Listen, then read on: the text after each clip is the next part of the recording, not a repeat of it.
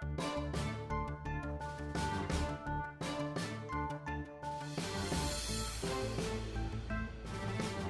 National Freedom Party has announced its withdrawal from the KwaZulu-Natal Provincial Government of Unity. With me is the Democratic Alliance's leader in the province, Francois Rodgers. Welcome, Francois.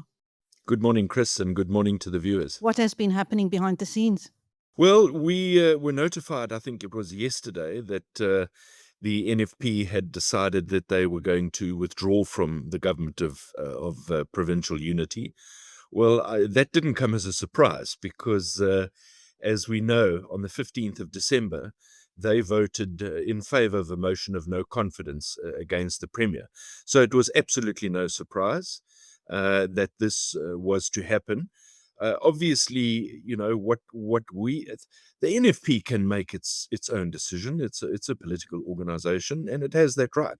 What we don't understand, what's unfolding now, is the fact that, this appears to be aimed at Mbali Shinga. And if one looks at her performance in the last year and a half, she's one of the better performing members of the executive. She's taken social development, the Department of Social Development, which was in deep trouble in the previous administration, and she's turned it around. She's appointed the right people and, she's taken the right approach. And it's not just me saying that, it's the Auditor General's outcomes that speaks volume. And, then you wonder if the NFP are all about service delivery, and building a province, why they would take this particular approach. There seems to be something more sinister behind it, and perhaps Barnes has political aspirations.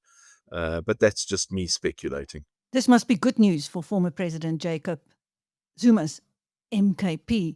Now, if the National Freedom Party now formed a coalition with MKP and the Economic Freedom Fighters, they would have 40 seats. Is that correct? Correct. So you would have a hung provincial legislature. There's 80 seats in the legislature, so that would be 40 and 40. So, if the MKP and the EFF and the NFP decided they weren't going to support budgets or anything, you wouldn't be able to pass budgets. And ultimately, what would happen, you'd get to a point where they'd have to, have elections, call elections, fresh elections in the province of KwaZulu-Natal. With 40-40 and no obvious kingmaker in sight, what are your plans? Well, look, at this stage, we're engaging with all of our existing partners. That would be the African National Congress, the IFP, and also the NFP. We also need to keep talking and understanding what exactly are the challenges. Is it around service delivery? Is it around these so-called failures of the Premier of KwaZulu-Natal? We certainly don't see any justification in that. We rather see a grabbing of power, but it's something that we need to discuss with like-minded parties in the province of KwaZulu-Natal, because ultimately what we want to do as a partner in the GPU is to ensure stability in the province of KwaZulu-Natal. We have a dreadful history of political intolerance, and that's something we need to avoid, and it's going to take level heads, maturity, and open and frank discussions, and that's what we're busy doing with our existing partners at the moment. The NFP will announce it formally tomorrow and outline its reasons publicly. Have they given you any formal communication? No, none whatsoever, and I don't believe that they're compelled to give us those particular reasons. So, as I said, I just find it very strange that they have one of the top performing members of their party in the provincial executive, and they want to remove her. Then you have to ask yourself, what exactly is the purpose behind this? But perhaps tomorrow all will be revealed. And as I say, in the meantime, we keep discussing and we keep open doors with all the role players involved. Well, thanks to her, that motion of no confidence failed. Is this punishment? Look, I wouldn't like to speculate on behalf of the NFP, but I can tell you from my experience with Mbali Shinga, both on the opposition benches, because I did serve with her in the opposition benches and in government. She's an extremely principled woman and very courageous. And I think what she did on the 15th of December was extremely courageous. And again, if this is some form of retribution or punishment for that decision, you have to ask yourself why, when in fact she's doing an admirable job in the position as MEC of Social Development. Robertson, a small town in the middle of nowhere where a wine farmer claims to have sold a Volkswagen up to WeBuyCars. A farmer. What car did you really sell them? A VW. Right here in Robertson. Small town, but we know about WeBuyCars. Yeah, but what's a farmer doing with a VW up? It was just a runaround. Cool cover story. And I see you traded it in for this, like a double cab Benay. Were they all out of ranges?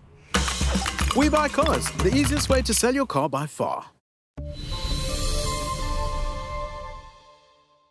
Now, Francois, there is a rumour that former President Jacob Zuma's daughter Duduzile's resignation as an MP from Parliament was in anticipation of ambitions that she has for a role in the provincial government. Have you heard that rumour? Look, I've heard the rumour.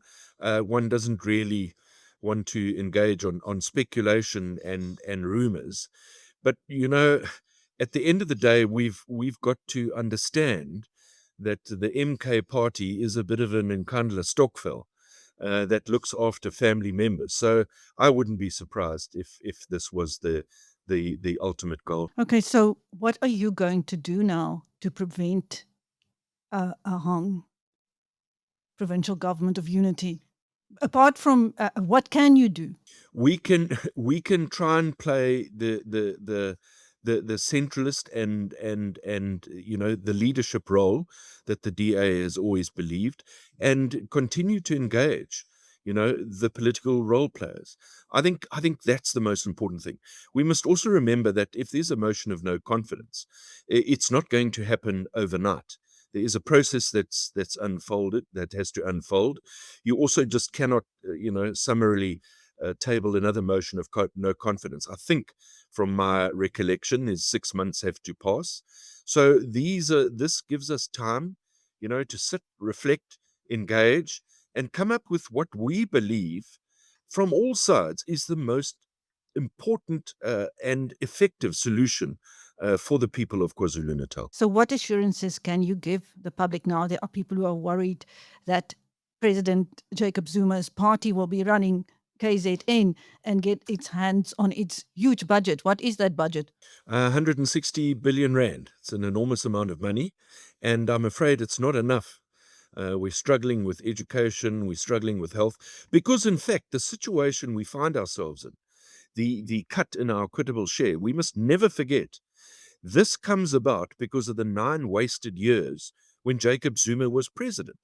This comes about when Jacob Zuma continued to bail out Eskom, continued to bail out state-owned entities, and it left the national fiscus with a 7 trillion rand debt. This is still the hangover from Zuma's 9 years. So we will do everything in our power as the Democratic Alliance to ensure that the fiscus is protected from any further looting, as we've seen in the past by Jacob Zuma. What feedback have you been getting from your partners in the coalition, the African National Congress and the Inkatha Freedom Party, to this development? Yesterday I spent quite a bit of time on the telephone with both the Premier of KwaZulu-Natal and Mike Mabukulu from the African National Congress, and the channels of communication are open. We're all positive that we can find a solution, and that includes engaging the National Freedom Party on a constructive way forward. Thank you very much. Is there anything else you'd like to say to your province, the citizens of your province? No, I think, Chris, at this stage, just calm heads. I think the next week or so, and in the coming months, time will tell, and I'm sure we will have a positive outcome. We remain positive. There's no need to panic. And as long as we've got calm, level heads, and we put the interests of the province ahead of that of party politics, we'll come up with the right solution. Thank you. That was the Democratic Alliance's provincial leader, KZN provincial leader, Francois Rodgers, speaking to Biz News. I'm Chris Steyn.